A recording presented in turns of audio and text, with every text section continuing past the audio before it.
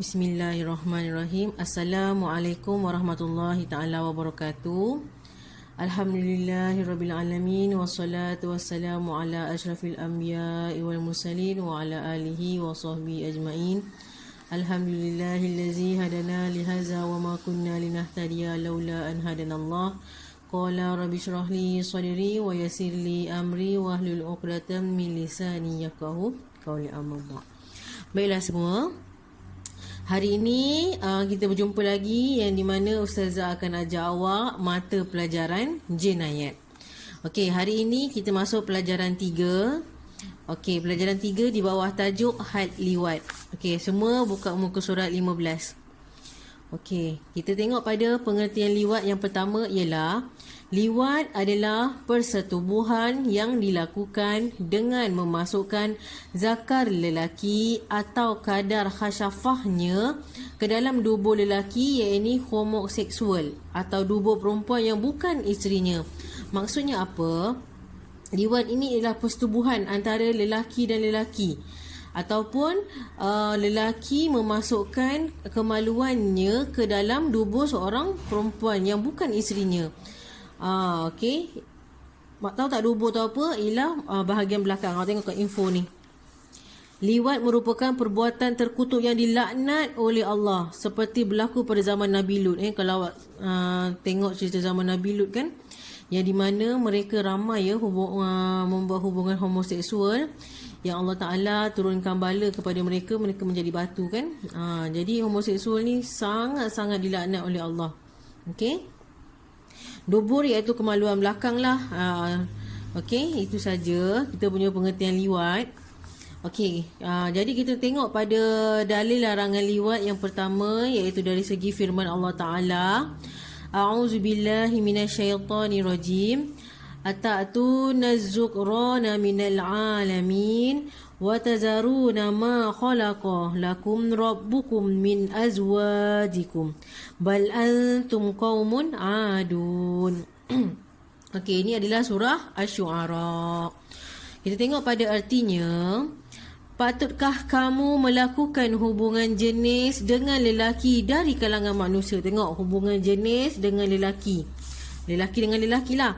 Dan kamu tinggalkan apa yang diciptakan oleh Tuhan kamu untuk kamu melakukan hubungan yang halal, iaitu dari badan isteri-isteri kamu. Ya, Allah Ta'ala telah bagi kita kenikmatan, kelebihan yang di mana ianya khas untuk orang yang telah berkahwin antara hubungan lelaki dan juga perempuan, iaitu suami isteri yang sah. Allah Ta'ala dah bagi dah melakukan hubungan yang halal. Kenapa mesti nak cari yang haram kan? Kamu orang-orang yang bersalah, bahkan kamu adalah kaum yang melampaui batas keinginan kebanyakan haiwan. Ya, hanya haiwan saja yang melakukan persetubuhan homoseksual, yang melakukan hubungan macam itulah, yang luar batasan. Kita sebagai manusia tahulah had-had ni kan, batas-batasnya. Okey, ingat, perbuatan homoseksual ini sangat-sangat dilaknat oleh Allah. Jangan sesekali awak terfikir untuk melakukannya. Sangat-sangat dilaknat oleh Allah. Ingat, apa-apa yang kita lakukan ini sentiasa diperhatikan oleh Allah. Jangan sampai kita mati dalam keadaan melakukan maksiat. Wa na'udzubillah min zalik. Okey. Kita tengok pada hukum liwat. Okey, hukum liwat ini terbahagi kepada dua. Yang meliwat, iaitu fa'il, orang yang melakukan. Yang kena liwat, maf'ulun bi, orang yang kena liwat. Okey, kita tengok pada yang meliwat, fa'il. Macam mana dia punya hukum? Jika muhsan, iaitu rejam sampai mati. Jika ghairu muhsan, sebat 100 kali dan dibuang daerah dengan kadar 2 marhalah selama setahun. Apa itu muhsan? Apa itu ghairu muhsan? Muhsan ialah mereka yang telah berkahwin. Ghairu muhsan, mereka yang belum berkahwin. Ustazah ulang ya. Jika telah berkahwin, iaitu muhsan, rejam sampai mati. Ini ke hukum Islam ya, kena rejam sampai mati. Kenapa ya? Kerana perkara-perkara yang melakukan, contohnya melakukan homoseksual ini akan mendatangkan penyakit yang berbahaya. Sebab itu kita nak matikan kuman dia, merejam dia sampai mati. Okey. Jika ghairu muhsan, jika dia belum berkahwin sebat 100 kali dan dibuang daerah dengan kadar 2 marhalah selama setahun. Sebat dulu 100 kali. Cara sebatannya bukan cara sebatan macam kita lah. Sekarang dia ada cara-caranya lah. Sebab tu dia 100 kali. Ini bukan untuk menyeksa tapi untuk mendidik. Ada cara sebatan dia. Nanti Ustazah terangkanlah akan datang. Okay, insyaAllah. Okey, ini adalah yang kena liwat iaitu maf'ulun bi. Yang dah kahwin ke muhsan atau ghairu muhsan, yang dah kahwin ke belum kahwin ke, kena buang daerah selama setahun. Okey. Kita tengok pada pelaksanaan hukuman orang yang melakukan liwat. Okey, macam mana nak lakukan hukuman ke atas mereka yang melakukan liwat? Orang yang melakukan liwat macam mana?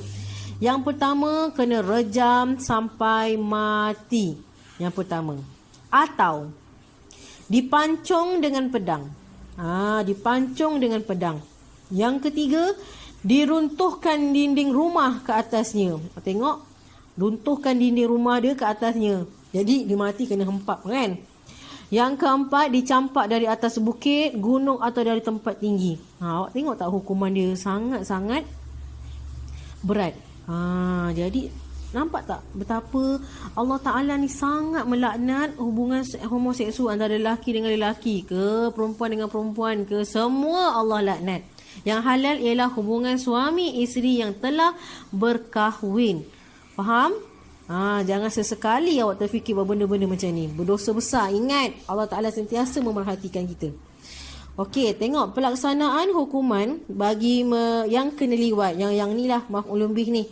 Yang kena liwat hukuman dia disebat serta dibuang selama tahun. Ingat, yang pertama disebat, yang kedua dibuang daerah lah. Jadi dia ada 2 hukuman pelaksanaan hukum bagi yang kena liwat. Jadi kita tengok pada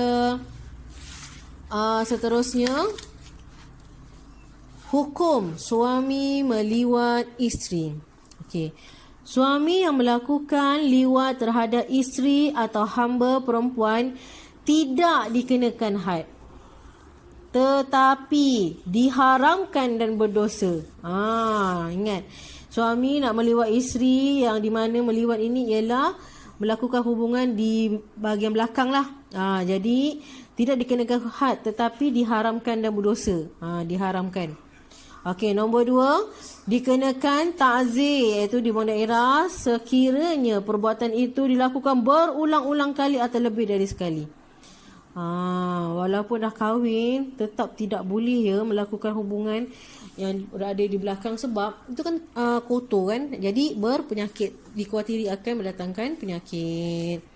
Okey, sekarang ni kita tengok pada persetubuhan dengan binatang. Okey, persetubuhan dengan binatang, bersetubuh dengan binatang adalah haram, lagi berdosa, dan hukumnya adalah seperti berikut. Okey, tengok. Persetubuhan dengan binatang ini kita ada 2 pendapat lah. Pendapat yang pertama dengan pendapat yang kedua. Okey, pendapat yang pertama hukumnya sama seperti hukum zina. Sama seperti hukum zina, iaitu direjam sampai mati bagi orang yang muhsan, iaitu orang telah berkahwin lah, saya cakap tadi kan, atau disebat 100 kali bagi orang yang ghairu muhsan, yang belum berkahwin. Tengok pendapat yang pertama. Pendapat kedua ialah wajib dibunuh, sama ada muhsan ke ghairu muhsan. Tengok, ada ke dia punya hukuman ringan? Tak ada. Pendapat pertama berat, pendapat kedua juga berat hukuman dia. Jadi pendapat pertama cakap apa tadi? Sama seperti hukum zina, iaitu kena rejam sampai mati bagi yang dah kahwin. Yang belum kahwin kena sebat 100 kali. Okey, pendapat kedua wajib bunuh. Dah kahwin ke belum kahwin ke, bunuh. Okey. Sebab perkara ini sangat dilaknat oleh Allah. Jangan melakukannya. Okey, last sekali kita tengok. Baiklah, kita tengok yang ba. Binatang itu juga dibunuh sesuai dengan sabda Rasulullah sallallahu alaihi wasallam, man atal bahimata faqtuluhu wa qatuluha ma'ahu.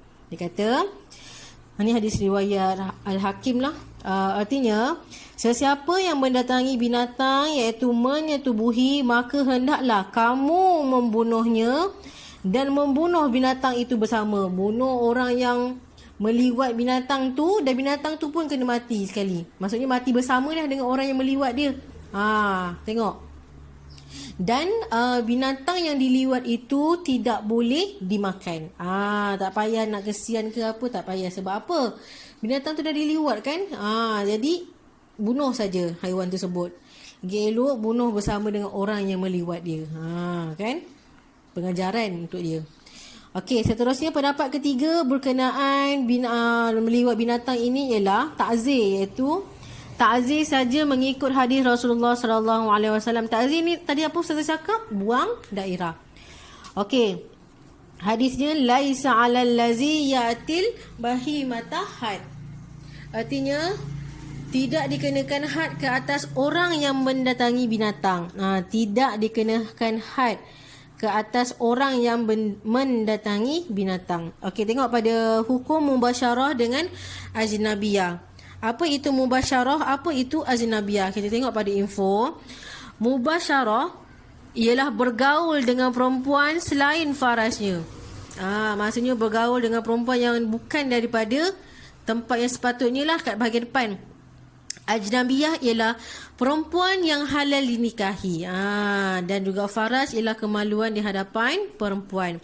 Okey, kita tengok apakah hukum mubasyarah ini dengan ajnabi. Hukum bergaul dengan perempuan yang ajnabi lah. Orang yang mubasyarah dengan perempuan yang ajnabi, maksudnya orang yang ingin bergaul dengan perempuan yang boleh dikahwininya selain daripada farasnya, selain daripada kemaluan depannya, seperti dimasukkan zakarnya ke lubang pusat, telinga, mulut, adalah pencabulan. Hukumnya adalah ta'zir, iaitu dibuang daerah. Okey. Jadi inilah hukum mubasyarah kepada mereka yang perempuan ajnabiyah lah, hendak bergaul dengan perempuan yang halal dinikahi. Jadi kalau dia bergaul dengan perempuan yang selain farasnya, hukumnya adalah ta'zir. Okey. Jadi di sini saja penerangan Ustazah pada hari ini. Segala kekurangan datangnya daripada Ustazah, dan Ustazah akan perbaiki dari semasa ke semasa, insya-Allah. Dan Ustazah akan bagi awak latihan banyak sikit lah, sebab awak kan nak cuti kan. Jadi Ustazah bagi latihan. Okey, jadi itu saja untuk pembelajaran hari ini. Dan Ustazah akhiri pembelajaran kita dengan wabillahi taufiq wal hidayah. Wassalamualaikum warahmatullahi taala wabarakatuh. Terima kasih semua.